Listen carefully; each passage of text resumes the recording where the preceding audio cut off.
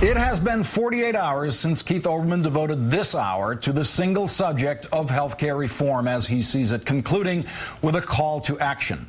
In our fourth story tonight, a progress report and the return of the newest and possibly strongest voice in this debate, the still unapologetic Alan Grayson. Last night, Keith was joined by the executive director of the National Association of Free Clinics to discuss the plan for the group to stage more of its massive free health care fairs, like the one that drew more than 1,500 people in Houston last month.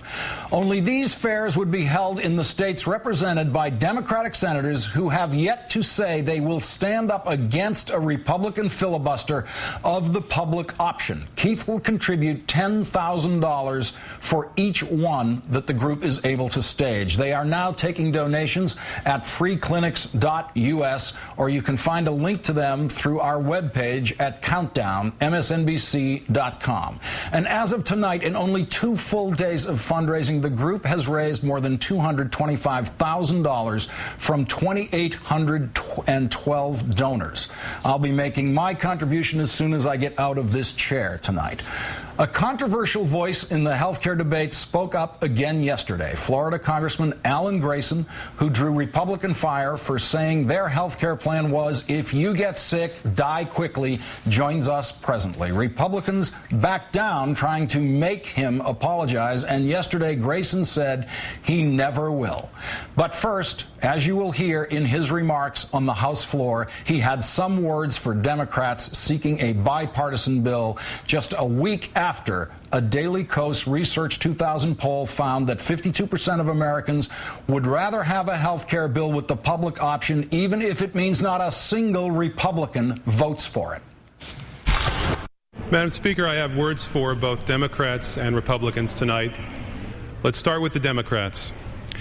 We as a party have spent the last 6 months, the greatest minds of our party, dwelling on the question, the unbelievably consuming question of how to get Olympia Snow to vote for health care reform. I want to remind us all, Olympia Snow was not elected president last year. Olympia Snow has no veto power in the Senate. Olympia Snow represents a state with 0.5% of America's population. What America wants is health care reform. America doesn't care if it gets 51 votes in the Senate or 60 votes in the Senate or 83 votes in the Senate. In fact, America doesn't even care about that. It doesn't care about that at all. What America cares about is this. There are over 1 million Americans who go broke every single year trying to pay their health care bills. America cares a lot about that.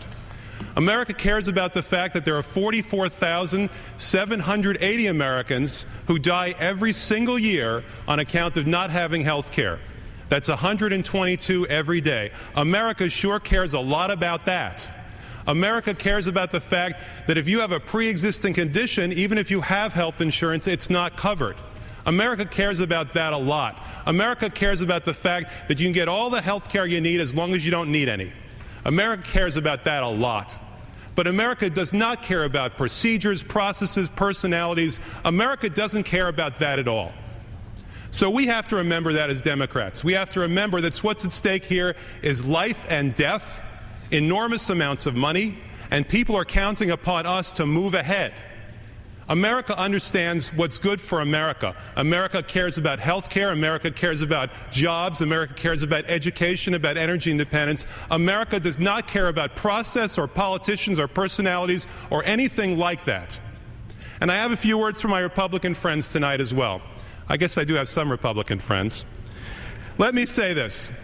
Last week I held up this report here and I pointed out that in America there's 44,789 Americans who die every year according to this Harvard report published in a peer-reviewed journal because they have no health insurance.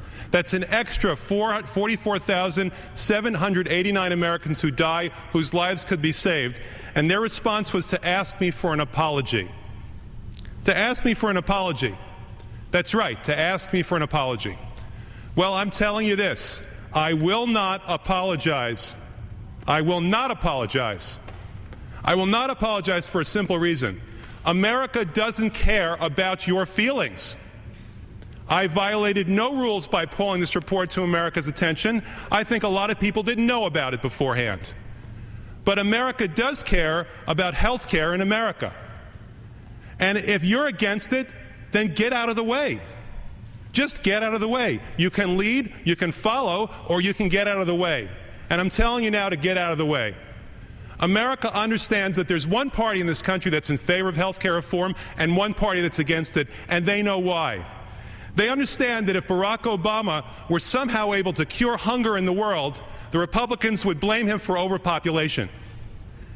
They understand that if Barack Obama could somehow bring about world peace, they'd blame him for destroying the defense industry. In fact, they understand that if Barack Obama has a BLT sandwich tomorrow for lunch, they will try to ban bacon. But that's not what America wants. America wants solutions to its problems, and that begins with health care. And that's what I'm speaking for tonight. I yield the rest of my time. Wow. Congressman Grayson's speech on the House floor yesterday.